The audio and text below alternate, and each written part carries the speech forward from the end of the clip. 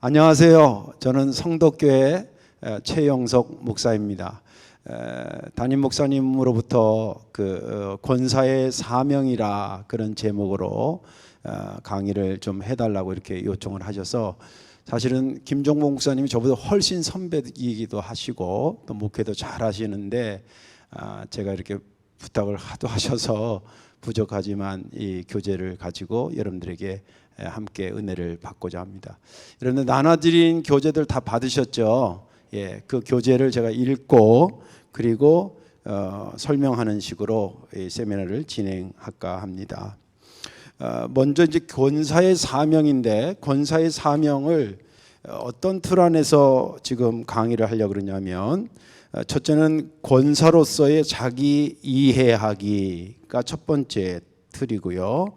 여러분들 갖고 있는 교재 2페이지로 넘어가면 두 번째, 권사로서 자기 사역 이해, 자기 이해가 있고 그 다음에 사역 이해가 있고, 또 3페이지에 가면 권사로서 시대 이해하기, 우리가 지금 어느 시대에 있는가라고 하는 시대 이해가 있고요. 그리고 맨 마지막 장에는 센스 있는 권사 되기, 마치 부록처럼 여러분들 잘 하고 계시지만 그 부분을 이렇게 다루려고 합니다. 먼저 권사의 사명이라고 하는 그것을 하기 전에 큰 테두리를 먼저 좀 아셔야 됩니다. 여러분들 그렇잖아요. 권사라고 하는 것이 하늘에서 뚝 떨어진 단어가 아니에요. 직분이 아닙니다. 목사 역시도 마찬가지고 아무런 근거가 없는데 툭하니 던져지는 것이 아닙니다.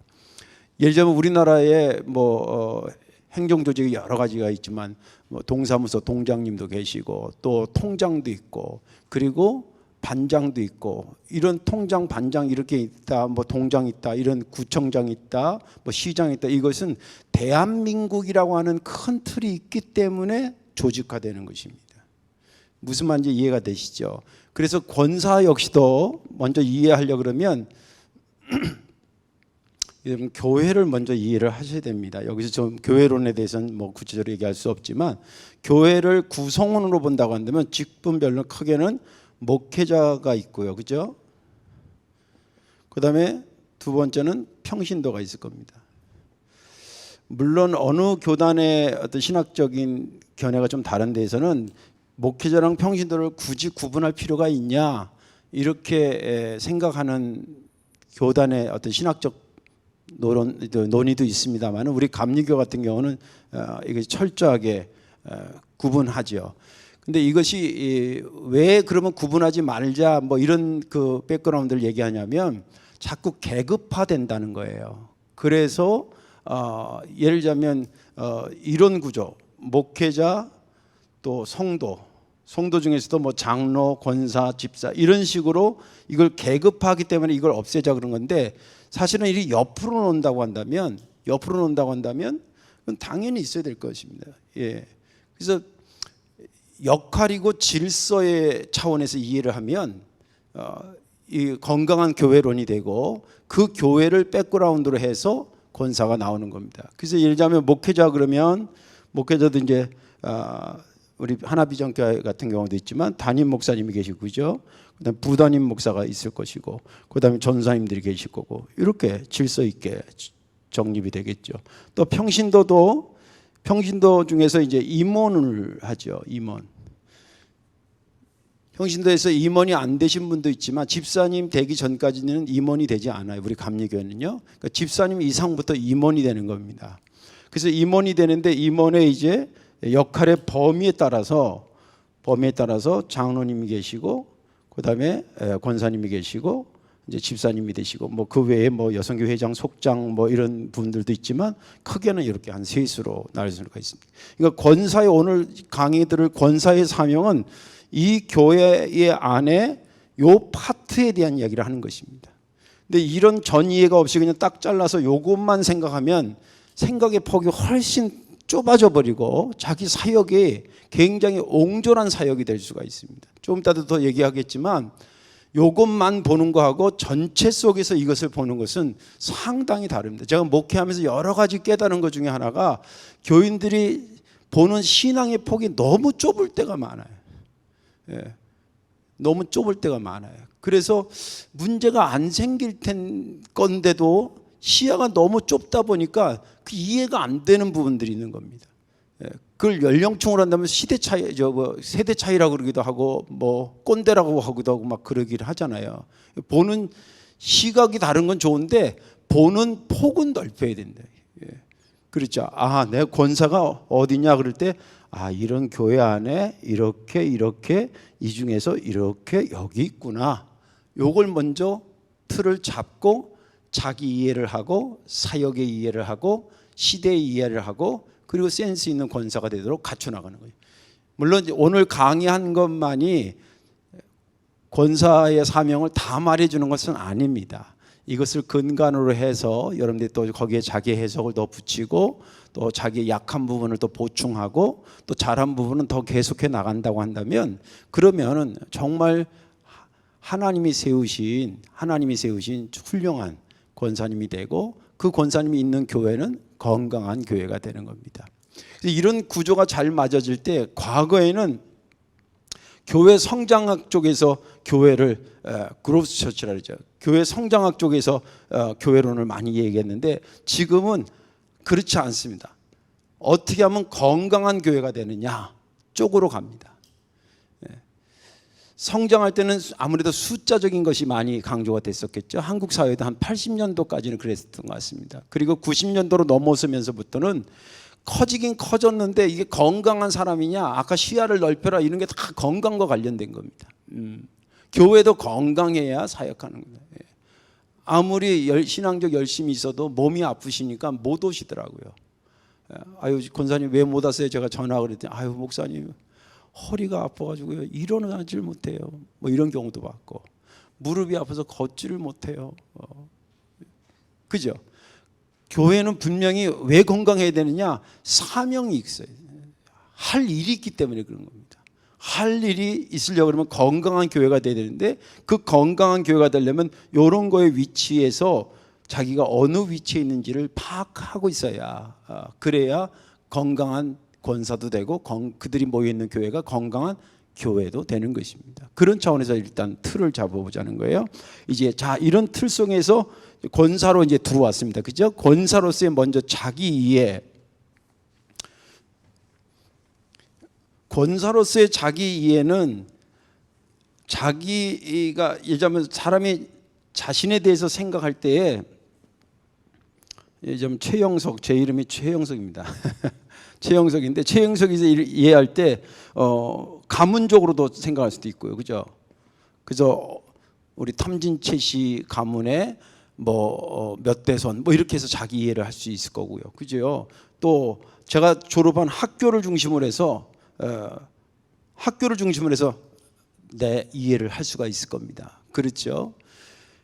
그런데 여기 지금 뭐냐면 저는 이제 목사긴 하지만 그 자기 직분에 대해서 직분에 관해서 자기 이해를 하는 것은 또 차원이 다릅니다. 이것도 필요하다는 겁니다. 이것이 이제 건강한 교회로 가는 자기의 첫 단추와 같은 겁니다. 내가 누군지를 모르는데 무슨 봉사를 하고 하면서 내가 지금 여기 왜 와 있지 그런다 그러면 거기 와 있는 의미가 뭐가 있겠어요. 그죠? 내가 누군지를 알아야지. 내가 누군지. 아무개 권사를 할 때 아무개에 대한 이해가 아니고 권사로서의 나에 대한 이해가 있어야 된다. 굉장히 중요합니다. 우리가 목회학 할 때도 소명, 사명 이런 거 다 체크하거든요. 소명은 하나님이 부른 거고 사명은 자기 이해입니다. 그 소명에 대한 나는 누구인가를 아는 거예요. 그걸 받아들이면 사명이 되는 거고 못 받아들이면 사역을 못 하는 거죠. 해도 안 되고 그런 거죠.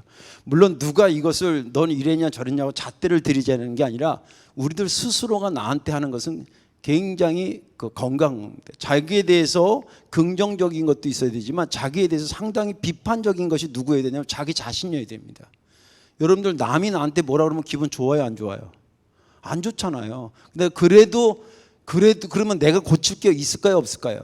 있거든요. 그건 가장 말해주기 좋은 사람이 누군지 알아요? 자기 자신이에요. 그게 가장 기분 나쁘지 않아요. 제가 운전하고 가다가 가끔 졸릴 때가 있어요, 운전하다가. 그러면 쥐야 그랬다가 그것도 안 되면 내가 내 뺨을 탁 때려요. 진짜 내가 때려도 아파. 너 어떻게 세게 때는 거지? 아파요. 그냥 내가 때려. 그런데 아프긴 한데 자존심은 안 상해. 만약에 누가 내 뺨을 때려봐요, 아픈 거보다는 뭐가 상해? 자존심이 상해. 근데 운전할 때 졸고 있는 사람이면 그게 목사 아니라 목사 할아버지라도 되는 거예요, 안 되는 거예요? 안 되는 거죠. 내 상황이 지금 졸고 있으면 안 되는데 졸고 있으니까 누구라도 해줘야 되는데 가장 그래도 자존심 안 상한 게 내가 나한테 하는 겁니다. 그러니까 여러분들 그런 차원에서 말씀을 듣고 자신을 비춰본다 뭐 이런 얘기들 많이 하지 않습니까? 역시 마찬가지입니다. 이거는 제가 오늘 강의하지만 제2의 강의는 여러분들 자신이 이 말씀을 보고 자신을 위해서 자기가 다시 한번 강의를 하셔야 됩니다. 그래 그게 제2의 강의가 되고 거기까지 가야 온전한 것이 되는 것입니다. 그러니까 남의 얘기할 거 없고 그냥 자기 거 하시면 되는 겁니다. 자, 이제 그런 차원에서 먼저 자기 이해가 필요한데 이것도 성경적인 백그라운드가 있습니다. 권사라는 게 그럼 뭐냐라고 하는 걸 알아요. 기준이 있어야 뭐예요? 거기에 대해서 자기를 비춰볼 거 아닙니까? 거울이 있어야 자기를 비춰보는 것처럼 교회에서 대하는 모든 활동은 반드시 성경적 백그라운드가 있어야 됩니다.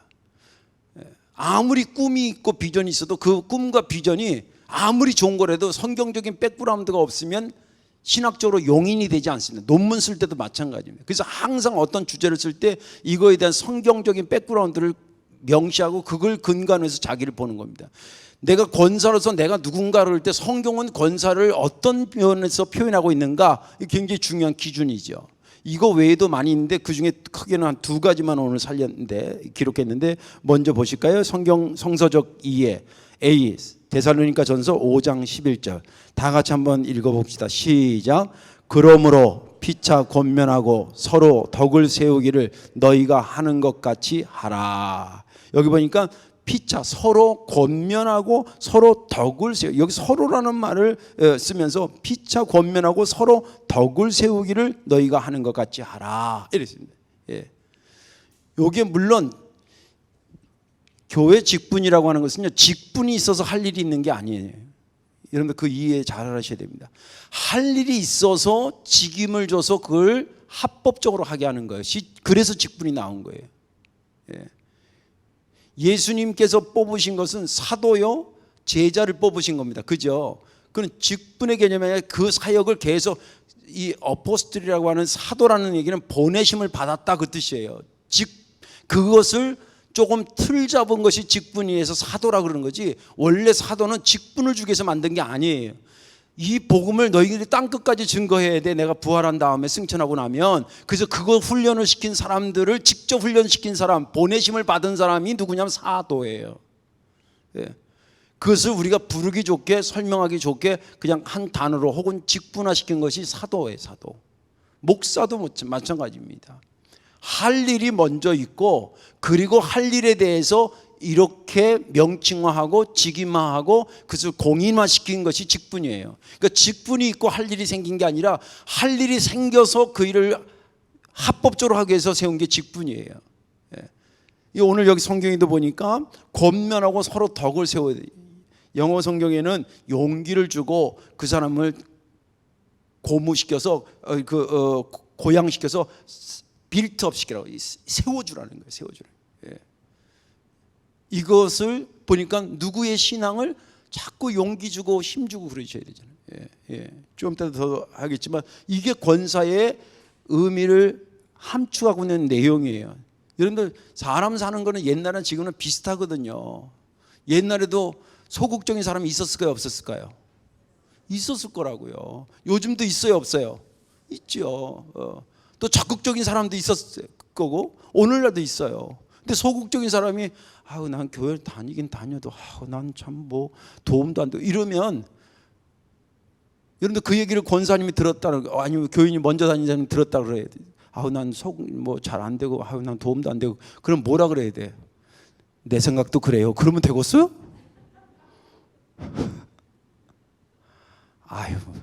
맨 처음에 다 그래요. 괜찮아요. 우리가 그러니까 예수님 믿는 거지. 우리가 완벽했으면 주님 왔겠어요? 아니, 다 성경적인 얘기를, 그 얘기를 들으면 그 소극적인 사람들 입장에서도 보면 그 얘기가 굉장히 힘이 돼. 예. 그리고 교인들에게 새신자들 오면은 제가 이렇게 몇몇 만나보면 그런 부분들을 많이 느끼거든요. 그 부분을 희석시켜주고 살려주는 거예요. 새살을 돋게 해주는 거예요. 그런 의미에서의 권사의 사역의 내용이 이 데살로니가 전서에 있다는 거죠. 그 다음에 사도행전 11장 24절에서 26절 말씀 다 같이 읽어볼게요. 시작. 바나바는 착한 사람이요 성령과 믿음이 충만한 사람이라 이에 큰 무리가 죽게 더하지더라. 바나바가 사울을 찾으러 다소에 가서 만남에 안디옥에 데리고 와서 둘이 교회에 1년간 모여 있어 큰 무리를 가르쳤고 제자들이 안디옥에서 비로소 그리스도인이라 일컬음을 받게 되었더라. 아멘. 여러분들 영상이라고 안 따라 읽고 그러면 안 돼요. 영상이라도 다 따라 읽어야 돼요. 여기 보니까 내용도 내용이지만 누가 등장하냐면 아까 데살로니가 전서에 있는 것은 사역의 내용을 얘기하고 있었다면 그 사역의 내용을 잘 실천한 사람을 하나 소개시켜 주는데 그 사람이 바나바였습니다. 이 사람의 스토리는 지금 사도행전 11장을 읽었지만 사도행전 9장에서도 등장합니다. 그렇게 성경에 많이 바나바가 등장하지는 않지만 몇 번밖에 안 등장한 거에 비하면 상당히 영향력 있는 그런 모습을 우리들에게 보여준 사람입니다. 사도행전 9장의 내용은 뭐냐면 쉽게 얘기하면 바울이 바뀌었어요. 그죠? 핍박하던 자에서 다메섹으로 가는 중에 예수님 만나서 확 바뀌었는데 한편 이해가 되는 게 뭐냐면 먼저 믿었던 교인들이 이게 하루아침에 바뀌니까 믿기지를 않는 거예요. 저거 딴 생각하고 잠입해가지고 진짜 우리 기독교 공동체를 와해시키려고 가짜로 저거 바뀌었다 그러나? 아니면 진짜로 그러나? 이런 건데 퍼센티지로 볼 때는 한 90%는 저 좀 아직 좀 거리 두고 봐야 되겠는데 이런 분위기였어요. 아마 저도 그 초대교회 교인이었으면 그랬을 것 같아요. 그렇지. 하루아침에 바뀌었으니까. 바뀌는데 뭐 오랜 시간이 걸린 게 아니에요. 그죠? 한 방에 예수님 만나가지고 허탁 뒤집어졌잖아요. 근데 그 와중에 여기는 바울은 변화됐다 그러고 초대교인들은 아직 좀 의심스럽다 그러고 그런 긴장 관계에서 그것을 뚫고 탁 나선 사람이 누구냐면 바나바였어요. 그게 사도행전 9장이 나온 사람. 그래서 이 사람을 적극 변호해 줍니다. 누구를? 바울을 변화된 과정, 예수님 만난 사건들 쭉 소개합니다. 그래서 초대교회로 하여금 바울에 대한 이해를 훨씬 넓게 해준 사람이 바나바입니다. 그리고 이제 그 변화돼 가지고 이 예루살렘까지도 왔지만 거기서 이제 또 다른 무리들이 막 그렇게 하니까 일단 그의 고향인 바울의 고향인 다소로 보냅니다. 대개 학자들마다 조금씩 다르긴 한데 거기서 한 10년 정도 다소에서 있었다고 봅니다. 바울이요. 근데 이 바울을 이제 거기서 10년 동안 뭐 했는지는 성경이 말하지 않아요. 근데 아마 거기서 놀고 있지는 않았을 것 같아요. 그쪽 지역을 복음하든지 뭐 그러는데 성경은 그에 대해서 함구하고 있습니다. 그런데 이 10년 동안의 것을 깨고 수면 위로 끄집어 올려준 사람이 누구냐면 역시 바나바였습니다. 다소에까지 갑니다. 간지 10년 됐으니까 요즘처럼 뭐 인터넷이 있었겠어요? 전화가 있었겠어요? 그냥 말 그대로 진짜 다소라고 간 곳에 바울을 찾아간 거예요. 간 것도 대단한 용기고 가서 또 설득해서 데리고 온 것도 대단한 용기입니다. 그래서 어디로 데려가냐면 안디옥 교회로 데려가서 거기서 사람들을 했는데 거기가 부흥이 막 일어났어요. 그리고 거기서 한 1년인가 있다가 성령님께서 바나바와 바울을 안수해서 어떻게 선교사로 파송하게 되는 그런 역사를 이어가는데 그 중추적인 역할을 했던 사람이 누구냐면 바나바입니다. 그러면 이게 그의 성품이라든지 그의 믿음의 행위를 보면 이렇게 대충 느낌이 오죠. 어떤 역할을 했는지.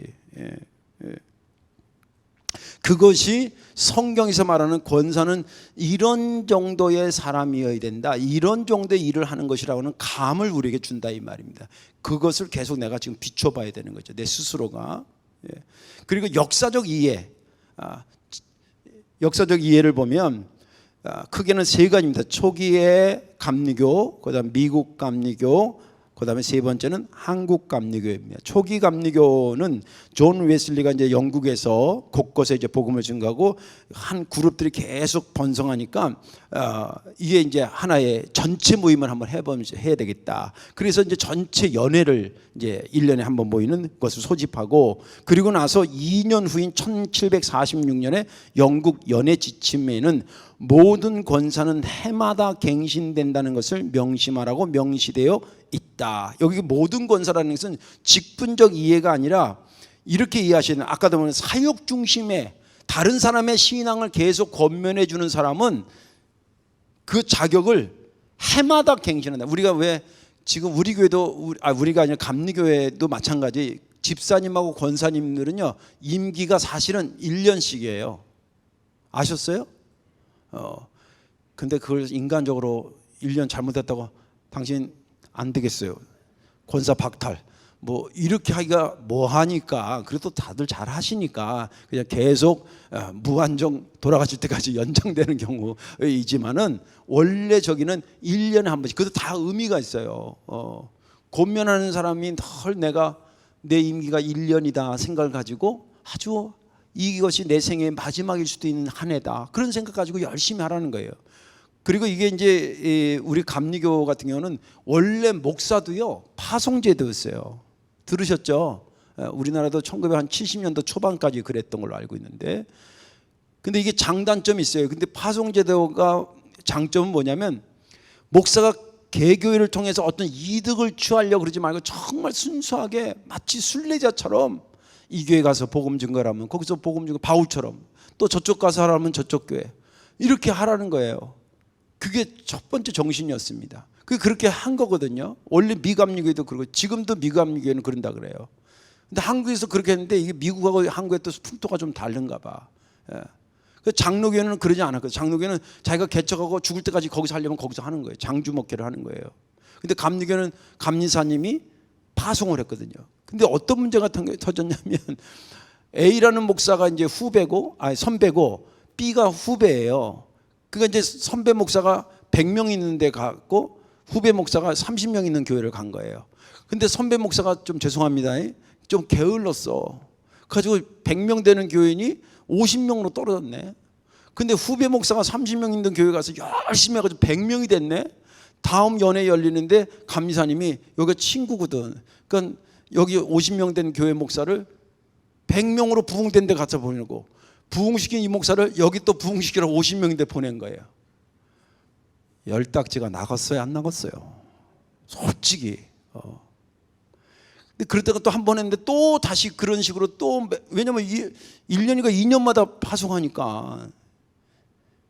그러니까 이게, 그래서 나중에 이제 안 되겠다, 행정적으로는 파송제도로 하는 걸로 하고, 대신 그 교회가 원하지 않는 한 우리 목사님 제발 딴 교회로 좀 가게 해주세요, 이렇게 막 청원이 들어오거나 이런 문제가 생기지 않는 한 그냥 본인이 원하는 대로 10년이면 10년, 20년이면 그렇게 바꾸자. 그렇게 해가지고 사실은 우리끼리 얘기지만 장로교하고 감리교 좋은 요소가 많은데도 교세로 보면 장로교한테 한국에서는 감리교 졌어요. 인정할 건 인정해야 돼요. 여러 가지 요소가 있지만 그중에 그런 것들이 있다는 거죠. 말이 많이 격길로 갔습니다만은, 그래서 이 권사의 직임은 1년이다, 생명 걸고 해야 된다는 그런 차원에서 이제 직분의 개념보다는 사역의 중심으로 그렇게 말을 했고, 이것이 이제 미국으로 감리교가 넘어가잖아요. 그래서 미국 감리교에서는 권고하도록 허가를 받고 임명 절차를 거쳐 임명된 평신도 임원으로 정착돼. 여기 이제 제대로 직분화됐다는 거예요. 아까 초기 영국 웨슬리 때는 그렇게 사역 중심이었다면, 여기는 이제 사역 플러스 공식으로 인정받고 교육도 이런 걸 거쳐야지만 권사가 되는, 이런 거가 추가되면서 정식 권사로 임명되는 것들이 생겼다. 그리고 한국 감리교로 넘어와서는 초기 한국 감리교에서는 권사님을 직분의 역사성으로 본다면 견습이라고 해서 견습. 우리 권사님, 견습님 이렇게 불렀겠죠. 견습이라든지 또는 권도사. 전도사가 아니라 권도사. 도를 진리를 권면하는 사람이다, 선생입니다 라는 권도사라고 부르다가 이것이 이제 권사로 정착하게 된 것입니다. 그러니까 1년씩 한다고 하는 것도 암암리에 깔려져 있고, 근데 한국화시킨 거죠. 한국화시켜서 지금은 권사님 되고, 그 아직도 그래도 남아있는 게 권사 될 때 교육을 다 받고 뭐 이런 거 있잖아요. 사경이랑 연결해서 교육도 받기도 하고, 아무튼 그렇게, 장로님들은 뭐 더 교육을 더 받지만 아무튼 그렇게 역사적인 의미를 갖고 있다. 이건 뭐 외울 필요는 없고 이렇게 흘러왔다는 것 정도 알면 좋겠고요. 그 다음에 세 번째는 권사 직분은 누구로부터 왔냐. 이건 굉장히 중요합니다. 굉장히 중요합니다. 먼저 성서적 이해를 보면 사도행전 20장 28절 거기 있는데 함께 읽어보겠습니다. 시작. 성령이 그들 가운데 여러분을 감독자로 삼고 하나님이 자기 피로 사신 교회를 보살피게 하셨느니라. 여기 핏값으로 세우신 교회라는 것이 여기서 나오는 겁니다. 그렇죠? 그러니까 교회는 누가 세웠다고요? 하나님이 예수 그리스도의 핏값으로 세우신 거라는 거예요. 그리고 아까도 얘기한 것처럼 직분이 어디서부터 나왔어요? 그 교회에서 나온 거예요. 교회가 백그라운드가 없으면 권사라고 하는 것이 의미가 없어요. 직분이라는 게. 그럼 천국 가면 직분이 있을까? 없어요. 이 땅의 지상교회에서 가능한 거죠. 근데 그 지상교회에 교회를 누가 세웠냐? 하나님이 세웠다는 거예요. 그러면 교회 안에 있는 모든 직분 당연히 누가 세운 거예요? 하나님이 세웠다는 거예요. 그 다음에 두 번째 에베소서 4장 11절에서 12절 또 읽습니다. 시작. 그가 어떤 사람은 사도로, 어떤 사람은 선지자로, 어떤 사람은 복음 전하는 자로, 어떤 사람은 목사와 교사로 삼으셨으니 이는 성도를 온전케 하여 봉사의 일을 하게 하며 그리스도의 몸을 세우려 하심이라. 여기서도 보면 첫 번에 그가, 여기서 그가 누구예요? 예수 그리스도께서 성령을 통해서 그런 겁니다. 그러니까 하나님 위에는 하나님, 또 예수님, 성자 예수님, 성령 하나님에서 우리 모든 직분은 from God이에요. 하나님으로부터 왔다는 거예요. 그가 이런 자로 이런 자로 이런 자로 세우셨다는 거예요. 뭐 하기 위해서? 그리스도의 몸. 통상 교회를 해서 그리스도의 몸을 뭐라 그래요? 교회라 그러죠. 교회를 세우기 위해서 직분을 세웠다는 거예요. 직분을 세우기 위해서 교회가 있는 게 아니라 교회를 세우기 위해서 직분이 있었고 그것을 누가? 하나님이 세우셨다는 겁니다. 이게 굉장히 중요한 질문입니다. 직분을 누가 세웠을까? 목사님이 세웠다는 말도 사실 틀린 거예요. 전제 조건이 있어요. 하나님이 그로 하여금 그때 목사를 통해서 당회를 거쳐서 세우게 하다. 이게 정확한 표현이지 목사 개인 감정으로 뭐 이렇게 세우거나 그런 거 아닙니다. 저는 아직 30몇 년 제가 목회했는데 솔직한 얘기로 저 뭐 옷 사줬다고 집사 시켜야 되겠다, 뭐 나 저 도와줬다고 권사직 이런 적 없어요. 진짜예요. 목사가 절차상 행정적으로 그렇게 하지만 어떤 개인 감정이라든지 그렇게 세워지는 게 아니라 하나님이 세웠다는 거예요. 그러면 누가 못하게 할 때까지 하는 거예요? 하나님이. 그래서 이게 중요한 겁니다. 그 밑에 내용을 읽어볼게요. 직임은 뭐 권사든 집사든 직임은 어떤 것이든 예수님께서 핏값으로 교회를 세우신 이후에 세워진 것이다. 그러므로 모든 직임의 임명권자는 교회를 세우신 예수님이다. 이 사실이 왜 중요할까? 직임을 끝까지 완수할 수 있는 믿음의 내용이기 때문이다. 우리 교회에서는 아직 그런 사람 발견하지 못했는데 수틀린다고 중간에 안 한다는 사람이 있어요. 시작한 이가 하나님이면 그분이 고만할 때까지는 죽어도 해야 될 거 아니에요. 죽어도 한다 그래서 사명이에요. 물론 일사자지만 자기 기분에다가 그걸 직분을 올려놓으면 안 된다는 거예요. 이게 자기 이해를 정말 잘 하셔야 됩니다. 그 다음에 행정적 이해가 있습니다. 지금 직분은 권사 직분은 누구로부터 왔나를 성경적으로 우리가 조명했고, 두 번째는 행정적으로 이해하는 것은 예수님을 그리스도로 고백하는 자들을 불러 모아 세운 공동체가 바로 교회이다. 형태적으로는 무형적이지만 행정적으로는 유형적이다. 그래서 교회 공동체 인준을 통해 활동이 시작된다. 그런 의미에서 행정적으로 교회 회중이 세운 것이라고 할 수 있다. 행정적으로도 개인이 권사가 된 게 아니라는 거예요. 예수를 그리스도로 믿는 공동체, 우리 감리교 같은 건 당회입니다. 당회, 그죠?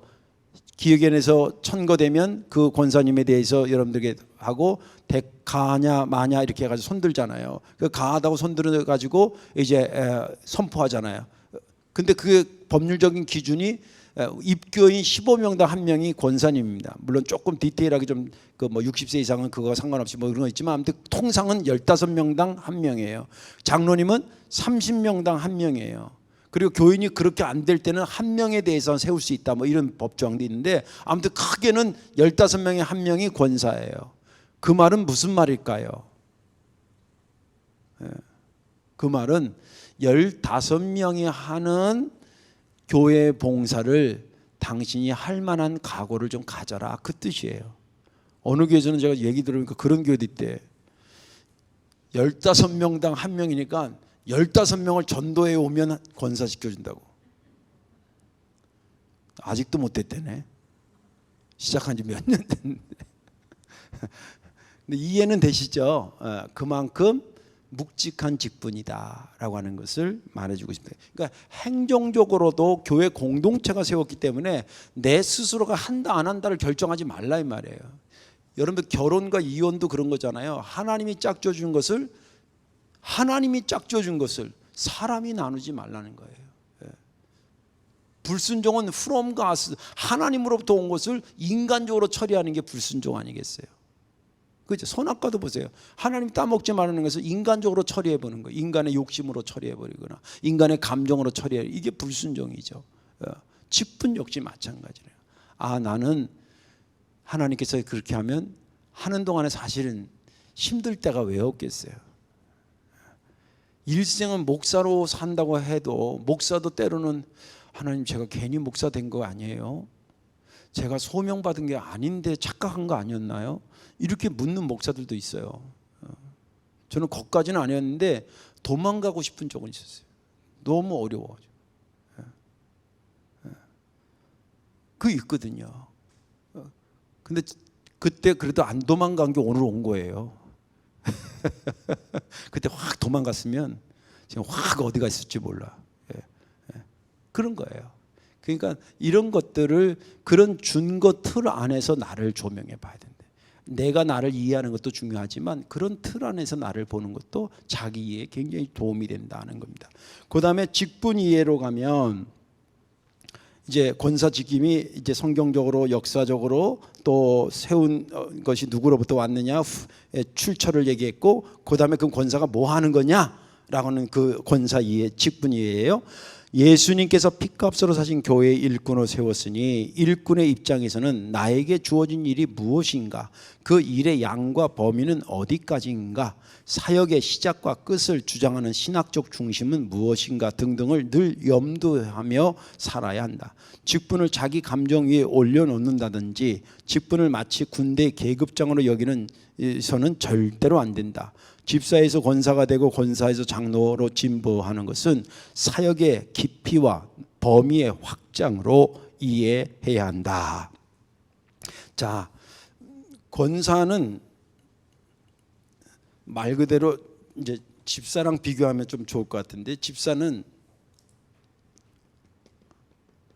뭐냐면 첫째는 자기 신앙 확립이에요. 예수님이 나를 위해 돌아가셨구나, 내가 죄인이구나, 주님 나의 주님이시구나, 나는 그분의 종이구나, 이런 구원의 확신이라고 볼 수 있죠. 너무 감사한 거예요. 그래서 내가 하나님한테 할 수 있을 게 뭘까, 그래서 자기가 그것을 찾아서 봉사하는 거예요. 이게 집사의 핵심적 요소예요. 그냥 청소라도 좀 하고 뭐 선교회 봉사도 하고 뭐 하라 그러면 그것도 참여하고 자기 직분에 대해서 하는 겁니다. 그 다음에 권사는 뭐냐면 요것을 항상 플러스해야 돼요. 앞으로 이제 권사에서 장로 갈 때도 마찬가지예요. 그저 점점 범위가 넓어졌다는 얘기예요. 요거가 그럼 사라지냐? 아니야. 요거 플러스 다른 이의 신앙을 권면해 주는 거예요. 다른 이의 신앙을 권면하는 거예요. 여러분들, 제가 여러 번 말씀드렸지만 우리가 예수를 예를 들자면 20살에 믿었어요. 가장 좋은 것은 좀 잔인하지만 오늘 믿고 내일 하나님 나라 가는 게 가장 깨끗해. 인정하죠? 되기는 원하지 않지만 우리 예수 믿고 오래 살아야지. 근데 순결의 개념에서 보자면 오늘 믿고 내일 돌아가시는 거가 가장 깨끗해. 예. 그런데 하나님의 사역적인 차원에서 본다면 내가 예수 믿은 것은 1차적으로 내가 구원받지만 그 다음에 교회를 통해서 할 일이 있어 나를 세운 거잖아요. 그죠? 쭉 가야 되거든요. 그래서 만약에 105세까지 살았다 손 칩시다. 105세까지 살았어요. 그러면 85년 동안은 신앙생활 하는데 제가 보니까 이 신앙생활 하는 거가요 이렇게 올라가지 않아요. 이렇게 올라가도 이렇게 올라갔다가 또 시험 받았다 내려갔다가 또 권면해지면 또 올라갔다가 다시 이렇게 또 올라갔다 내려갔다 올라갔다 이렇게 좀 더 갔다가 또 내려갔다 또 괜찮은 듯하면 또 내려갔다 또. 그러니까 교인들만 그런 게 아니라 저도 아닌 그런데 저도 그렇다니까요. 예. 지난 주간에도 어떤 새신자가 갑자기 우리가 이제 온 지 몇 개월 됐는데 연락이 왔어요. 서산 쪽으로 이사 가게 됐대. 막 성질이 팍 나는. 한 명이 어떻게 해가지고 그분이 나쁘다 그런 게 아니라 그 상황이 싫은 거예요. 한 명이라도 더 와야 되는데 뭐 그런 경우들. 근데 이렇게 할 때에 목사님 힘내세요. 저희가 있잖아요. 그러면 또 일어서는 거예요. 그러니까 이게 권사는 누구냐가 중요한 게 아니라 그럴 사람이 늘 상황이 벌어진다는 거예요. 여러분들에게 있어서 저에게 대해서 여러분들이 권사가 되어줄 수도 있고요. 목사가 여러분들에게 목사이지만 권사 역할을 해줄 수 있고요. 그런 거예요. 쭉 가는 동안에 얼마나 힘들어. 그럴 때에 여기서 치고 올라가도록 계속 밑에서 치고 올라가도록 용기를 주고 하는 이것이 뭐냐면 권사의 다른 신앙을 권면해주고 다른 이의 신앙을 용기를 주고 이렇게 세우는 그런 사람이 되어야 된다. 거기에 이제 플러스에서 장로님 뭐냐면 이거하고 그리고 목회자를 구체적으로 목회자 협력 목회에 전폭적으로 지지하고 이런 역할을 하는 거 이런 역할까지 또 플러스 되는 겁니다. 그러니까 이렇게 올라가는 게 이게 계급이 올라가는 게 아니잖아요. 봉사의 영역이 계급이 올라가는 거는 혜택이 더 주어져야 되는데 장로님 되면 우리 교회만 해도 더 많이 내지 더 많이 받거나 그러지 않아요. 그죠? 그러니까 계급으로 이해하면 안 되고 이것은 봉사의 영역과 깊이가 그만큼 커진 거로 생각하셔야 돼요. 주님께서도 보세요. 달란트 비에서도 하나나 2개 하고 5개 준 거 계급입니까? 그의 역할에 따라서 나눠줬다 그래요. 그러니까 그렇게 이해를 하셨는데 그림으로 좀 표현을 한다면 여기 이제 목사님들이 있고 그다음에 장로님들이 계시고 또 권사님들이 있고 집사님들이 계시고 또 일반 평신도가 있다고 한다면 이게 숫자적으로는 저렇게 될지 그냥 이해하기 좀 그렇지만 이것은 사실은 내면을 뒤집어보면 이런 역할이에요. 이게 평신도는 그만큼 교회에 기여하는 게 아무래도 작아. 집사는 좀 더 많아졌어요. 권사님은 더 많아졌어요. 장로님 더 많아졌어요. 목사는 일생을 그렇게 사는 거예요. 이렇게 이해되는데 이것만 이해해. 이것만.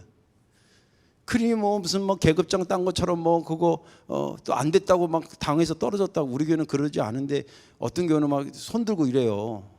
그래가지고 막 당에 때서 살벌해 막 그래가지고 막 누구 떨어졌다고 막 교회 안 와 막. 아유. 그러니까 떨어져서 화날 정도면 우리끼리 얘기지만 안 되길 천만 다행 아니요? 그 정도 성품 가지고 뭘 어떻게 하겠어요. 그런데 목사도, 우리 감리교 목사도요, 시험마다 떨어지고 그래요. 제가 아는 목사님은 이제 되게 연애 4월 달에 하거든요. 4월 달에 이제 목사 안수급인데, 그래서 교인들이 막 연말에 막 가운 맞추고 막 이거 스톨도 맞추고 막 다 준비했는데 시험에 떨어졌어. 그게 얼마나 좀 창피하고 그래요. 그래도 아유, 하나님이 더 공부하라 그랬는지 오히려 교인들이 목사님 어떻게 막 걱정하는데, 아유 괜찮아요, 1년 더 하라고 그런가 보죠. 제가 사실 부족하기도 했어요. 공부 많이 안 했어요. 우리 막 시험 보고 그러거든요. 논문 써내고. 그 떨어져서 그냥 그렇게 한 거예요. 예. 이 점은 그런 거라는 거죠. 절대 계급으로 생각하면 안 돼요. 절대 안 됩니다. 절대 안 된다는 굉장히 강조하는 것은 여러분들 그런 거에 문제들이 발생하기 때문에 그래서 강조하는 것입니다. 자, 그리고 권사의 그럼 위치가 뭐냐? 권사의 위치는 여기 지금 하나 둘 셋 넷으로 했는데, 목사와 교인 사이에는 스프링과 접착제 역할을 해야 돼. 세신자들이 목사님 좀 이상한 것 같아 그럴 때에 여러분들이 스프링 역할도 해주고, 또 때로는 접착제 역할도 그리고 아니야, 우리 목사님 굉장히 좋으신 분이야, 조금 더 있어 봐봐, 몰라서 그래. 그런 완충작용도 해주시고 그러셔야 돼요. 아유 그래? 제대로 봤네. 나도 아주 미워 죽겠어. 이러면 안 돼. 그 다음에 교인과 교인 사이에 윤활유 역할. 이 권사되면요, 이분하고 A랑 B가 갈등 생길 때 나한테 A가 연락 오기도 하고 B가 연락 오고 둘 다 연락 오고 막 그래요. 그때 정말 역할 잘 해주셔야 돼요. 잘못하면 둘 다 나가 떨어져. 그때 이야기를 잘 듣고 급하게 답하지 마시고, 뭐 그런 상담학적으로 우리가 공부할 부분들이 많이 있지만 얘기를 충분히 듣고, 이 사람에게는 이 부분이 잘 되지만 되게 좀 갈등이 있을 때는 이 사람의 일부 좋은 점도 있고 이 사람의 일부 좋은 점도 있고, 되게 교회에서 갈등이라는 것은 나쁜 일 때문에 그게 아니라 좋은 일을 하다가 생기는 갈등들이거든요. 그러니까 그런 장점 같은 걸 잘 살려주고, 그렇게 해서 그 윤활유 역할을, 기계가 잘 돌아갈 수 있도록 역할을 하는 게 그게 권사님이에요. 때로는 묵직하게 말을 아껴야 될 때도 있고 말이죠. 직답을 너무 빨리 하지 마시고, 뭐 이런 거라든지 그런 모습들 굉장히 필요합니다. 사실은 어떻게 보면 이 두 번째하고 세 번째가 참 굉장히 권사님 역할 중에 중요한 위치인데, 그다음 세 번째는 자신과 교인 사이. 그러니까 교인과 교인 사이가 있고 나와 교인 사이가 있어요. 요거 그러니까 B, C가 굉장히 중요한 거예요. B하고 C가 모범이 되어 삶과 언어로 권면해 줘야 된다. 권면은 말로 하는 것도 있고요, 삶으로 보여주는 것도 있고 그래요. 근데 영향력은 어디가 더 강하냐면 삶으로 보여주는 것 같아요. 뭔가 내 고민을 다 얘기하면 아낌없이 들어줄 수 있는 사람 같은, 늘 어머니 품 같은 이런 느낌이 있어야 돼요. 목사도 역시 마찬가지지만. 그 다음에 네 번째는 자신과 이웃 사이에 그리스도의 향기가 된다. 여러분, 우리 권사님들도 다 뭐 교회 안에 사는 게 아니라 동네에 사시고 아파트에 사시고 그러잖아요. 그 동네 슈퍼라든지 이런 데 있잖아요. 그럼 너무 야박하게 하지만 가서 뭐 살 때 막 과일 사면 대충 사. 그냥 좋은 거 산다고 안에 거 다 끄집어내 가지고 막 옆에 또 성경책 끼고 말이지. 성경책 딱 끼고 그냥 좋은 거 막 해쳐 사. 아이고, 좀 그러지 않았으면 좋겠어요. 가가지고 아유 좀 상한 거 위주로 주세요. 그러면 이 슈퍼아줌마 뭐, 아유 왜요? 아유 어차피 내가 먹을 건데 뭐 뱃속 들어가면 다 소화될 건데 괜찮아요. 이래야 되는데 그냥 몇 개 사지도 않으면서 다 휘집어가지고 동네 사람들요, 슈퍼 아줌마나 부동산 아저씨들 교회에 대한 이미지 계속 잘해야 됩니다. 그 사람들이 소문내줘요. 저번에 우리 교회 장로님이 한번 저쪽에서 걸어오다가 어떤 50대 60대 아줌마 둘이 이렇게 저한테 얘기하니까 알죠. 둘이 이렇게 가더래요. 그때 뭐 한 아줌마 그랬대요. 아유, 교회를 다녀야 될까 봐. 둘 다 교회를 안 다니는 사람인가 봐요. 아유, 교회를 다니려는데 어디로 가야 되나? 그러고 오니까 그 아줌마 그러더래요. 아유, 교회 가려면 성덕교회 가, 성덕교회. 그래서 뭔 얘기를 하더래요. 그 자기가 듣고 오는데 굉장히 기분이 좋다. 그래서 내가 또 욕심에, 장로님 그때 우리 교회 전화번호를 가르쳐 주던지 확실하게 전화번호를 뽑아오든지. 아, 목사님 그것까지 생각 못했네요. 제가 우리에게 근데 남한테서 생각지도 않은 사람한테서 그거 다 봅니다. 그리고 그런 얘기 들으면 굉장히 기분 좋아요. 근데 그게 그냥 나는 소리가 아니에요. 예. 여러분들이 사는 동네 권사님들이 뭐 이렇게 10년 20년 살면 그나 예수 안 믿는다 뭐 믿는다 안 해도 교회 다니는 사람 다 보이게 되고요. 그래요. 또 교회 택시 타고 이렇게 오게 되고 그러면 몇백 원 이렇게 남는 거는 그냥 아유 저기 기사님 그냥 그건 괜찮아요. 우리 1,000원까지 그냥 낼게요. 이러고 좀 와. 왜 50원 안 주는 거예요? 50원. 택시비가 요새는 얼마인지 모르겠는데 그냥 자투리 몇백 원 남은 것까지 다 받으려고 그러고 그러면요 그분들이 소문 다 내고 다녀요. 제가 저번에 택시는 저는 웬만하면 안 타는데 어디 서울 갔다가 이제 차를 놓고 가서 주안역에서 우리 버스를 올라가지고 이제 택시 타고 오는데 4,500원인가 나왔어요. 근데 여기 오는 동안에 그 택시 기사 지금 한 마디도 안 하더라고. 그 나도 뭐 지쳐가지고 이제 그냥 있는데 딱 왔는데 요 앞에서 4,500원이서 그 5,000원짜리가 마침 있어서 5,000원 주면서 아 500원은 그냥 기사님 쓰세요. 그랬더니 그래서 말을 한 마디도 안 하는 기사 아저씨가 아이고 감사합니다. 근데 특히 교회 돈 잔돈 받고 싶으면 저 멀리서 내려. 교회 앞에서 내리지 말고. 아무튼 무슨 말인지 아시겠죠? 그렇게 조금 잔정이라도 자꾸 베풀면 그게 성경적이기도 하고 내 영성 생활에도 굉장히 좋은 거예요. 그리고 또 한 가지는 뭐냐면 자기 경건 생활. 이거는 뭐 권사님이 아니더라도 하셔야 될 거지만 특별히 권사님은 자기가 늘 염두하면서 하셔야 되는데 첫째는 기도 생활. 개인 제목에서 개인 기도 제목에서 화살표 있잖아요. 이것은 발전해 가야 된다는 거예요. 중보 기도 제목으로 성도, 이웃, 교회로 성경도 다독에서 정독, 묵상, 실천으로 다독하지 말라는 게 아니에요. 거기서 계속 발전해 가라는 거예요. 복음 증거도 결심하고 전도해야 되겠다. 실천 그리고 아는 자에서 점점 모르는 자까지 또 한 명에서 다수로 또 헌금 생활도 의무 11조와 주일헌금은 의무잖아요. 근데 자원헌금, 감사헌금, 뭐 건축헌금까지 그 양과 질을 점점 넓혀주고 또 율법적인 생각에서 복음적으로 헌금이 이게 율법적인 이렇게 해야 축복받는데 이거 율법적이에요.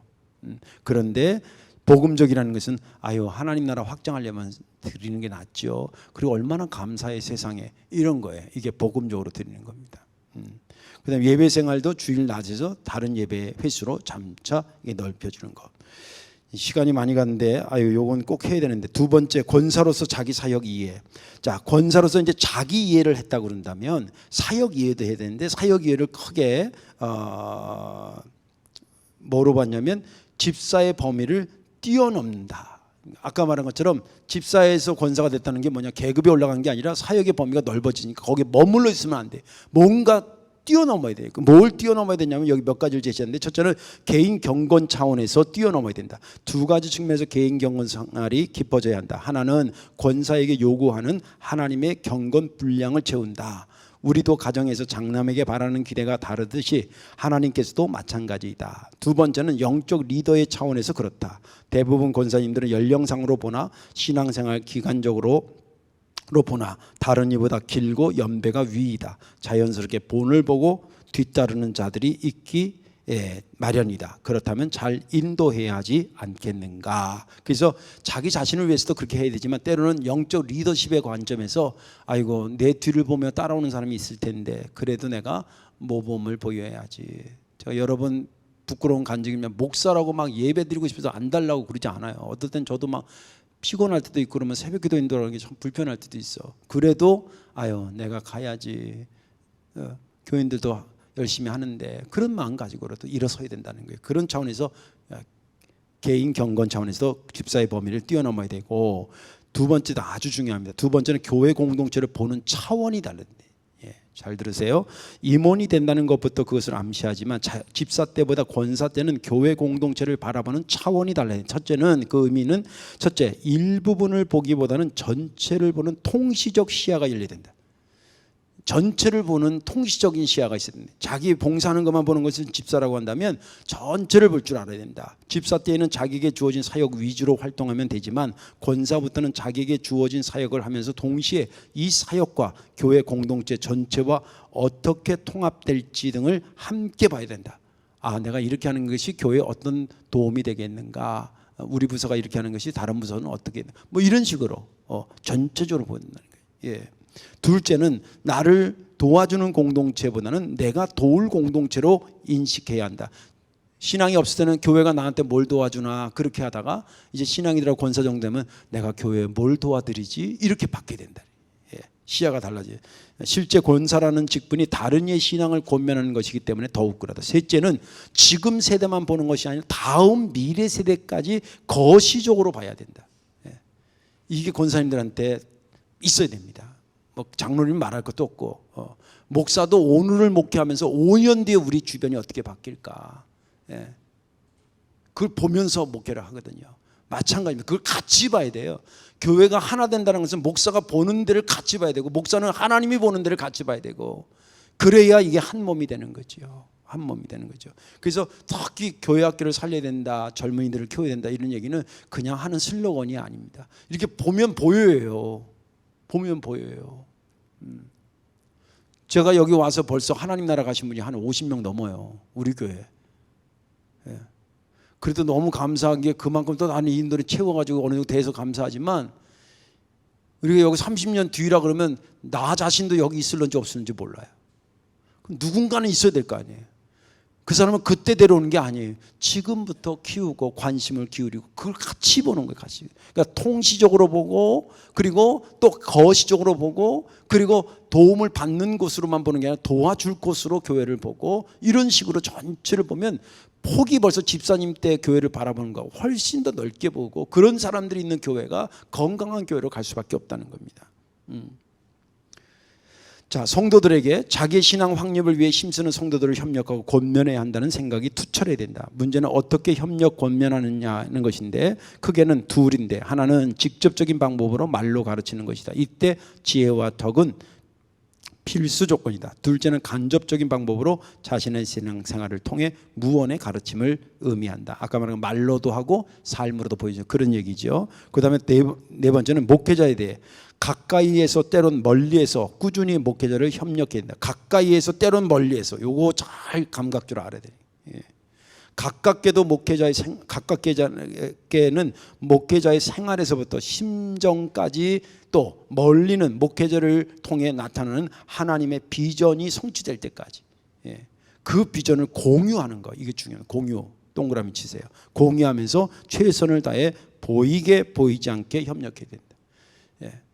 잘 도운 사람들은 제가 늘 얘기했잖아요. 건강한 교회는 일은 보이고 사람은 안 보여야 되는데 허잡지 않은 교회들은 사람은 보이는 일은 안 보이고 사람만 보이는 내가 뭘 했네 뭐 사람은 들이다 보이는데 한 일이 없는 거 이게 병들은 교회예요. 건강한 교회는 분명히 일이 진행되는데 누가 했는지 몰라. 누가 했는지 몰라. 우리 교회도 제가 와서 몇 번 그런 거 경험했어요. 분명히 아름다운데 누구가 했는지 몰라. 예. 그런 일들이 많아지는 교회. 예. 근데 목회자하고도 가깝게도 멀리도 실제 그 심정은 어떠실까 그런 마음 가지고 동참하시고 또 뭐예요? 그분이 하나님으로부터 받은 비전이 우리 목사님이 이렇다는데 교회마다 은사가 있고요. 목사마다 은사가 좀 다양해요. 그런데 그 목사님이 그 교회를 통해서 그 비전을 가지고 받아가지고 목회할 때에 그 같이 공유하면서 가야지 이게 공유가 안 되면 서로 불편해요. 적어도 권사님 정도 되면 그 시각이 같이 보여야 된다는 거지. 예. 물론 목사님이 뭐 진짜 이상한 사람이라 그러면 여러분들이 하기 전에 누가 먼저 손보냐면 하나님이 손보셔요. 그게 진짜 무서운 거예요. 예. 그 목사들은 그건 목사가 개인적으로 감당해야 될 부분이긴 하지만 권사님 정도면 가까이서 그러나 또 멀리서 보이는 듯 보이지 않게 그렇게 목회자를 생각하고 도와주는 거예요. 그건 성경적 근거가 갖고 있는데 요거만 하고 그냥 끝내도록 합시다. 히브리서 13장 17절에 보면 너희를 인도하는 자들에게 순종하고 복종하라. 그들은 너희 영혼을 위하여 경성하기를 자신들이 청산할 자인 것 같이 하느니라. 그들로 하여금 즐거움으로 이것을 하게 하고 근심으로 하게 하지 말라. 그렇지 않으면 너희에게 유익이 없느니라. 모든 목사님들이 새벽에 엎드릴 때 1시간씩 기도하는데 그 뭔 기도를 하겠어요? 자기에 대한 기도도 물론 하지만 그거는 퍼센테이지를 보면 나와 우리 애들 관련 식구들 관련 저도 기도하거든요 매일. 그런데 그거는 5%밖에 안 돼요. 나머지 95%는 다 교인들이에요. 오늘 수술을 받을 교인도 있고 또 우울증으로 힘들어하는 교인도 위해서 기도하고 오늘도 나가서 일하는 사업하는 분들 있는데 그분들을 위해서 기도하고 제가 아는 정보 없는 정보 다 들어서 그거 매일 기도하는 거예요. 또 어려운 교회들 우리가 선교하고 있는 교회들 선교사들 위해서 기도하고 그런 거예요. 예. 그러라고 하루 기도 시간이 1시간씩 가는 거예요. 예. 그런 목사님을 내가 어떻게 도울까 그렇게 생각을 하고 자기의 신앙을 지켜나가는 권사로서 굉장히 해야 될 일이다라고 합니다. 오늘 다 하지 못했는데 죄송한데 이제 권사로서 시대 이해하기에는 전체 세계 교회 우리나라 선교 우리가 교회하는 교회 주변의 선교라든지 그 해의 목표라든지 또 센스 있는 교회 권사되는 거 이런 것들 한번 읽어보시면 금방 이해가 되리라 생각이 듭니다. 아무쪼록 여러분들이 있어서 행복한 교회가 되고 내가 내 교회를 평가하는 것도 있지만 다른 이가 우리 교회를 평가하는 것도 있다라고 하는 것을 생각할 때 그런 것을 거시적으로 보면서 열심히 역할을 해주시면 그 지역에서 우리 하나비전 교회가 크게 쓰임받고 하나님 기뻐하는 교회가 될 줄로 믿습니다. 기도하겠습니다. 사랑과 은혜가 많으신 전능하신 아버지 고맙고 감사합니다. 부족한 것을 통해서 주님께서 핏값으로 세우신 교회가 너무 소중하고 그러기에 활동적으로 직분들이 부여됐을 때에 권사로 부름받은 자의 하는 사명이 무엇인지 권사의 사명에 대해서 오늘 말씀을 나누게 하셨으니 감사합니다. 아버지 하나님 바라옵고 원하옵기는 사람이 증거하지만 사람의 말이 아님을 저들이 영안을 열어 하나님의 음성으로 듣는 역사 있게 하여 주옵시고 이것이 아버지 각자의 받는 은혜의 범위가 다르고 은혜의 깊이가 다르겠지만 기왕이면 다 흡수하여서 저들에게 양약이 되고 활동하는 데 큰 힘이 되는 말씀이 될 수 있도록 은혜를 더하여 주옵소서. 감사드리며 예수님의 이름으로 축복하며 기도하옵나이다. 아멘. 감사합니다. 수고들 하셨습니다. 네. 고맙습니다.